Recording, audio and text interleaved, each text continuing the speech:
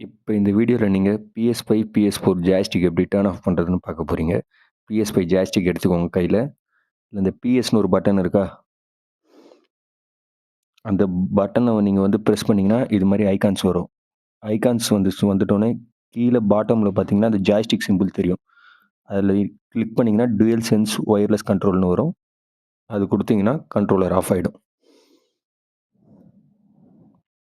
இப்ப அப்படியே நம்ம PS4க்கு வந்தோம்னா, ஜாய்ஸ்டிக் எடுத்துக்கோங்க. இதுலயும் அதே மாரி அந்த PS1 பட்டன் இருக்கும். அத நீங்க லாங் பிரஸ் பண்ணீங்கன்னா, செகண்ட்ல சவுண்ட் அண்ட் டிவைஸ்ன்னு இருக்கும். அதுல அப்படியே ரைட் ஹேண்ட் சைடு கீழ லாஸ்ட் வந்தீங்கன்னா, டர்ன் ஆஃப் டிவைஸ்ன்னு இருக்கும்.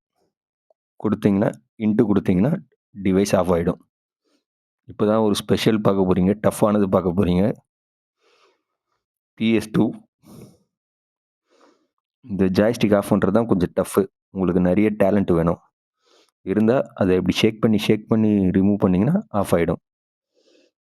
அவ்வளோதான்.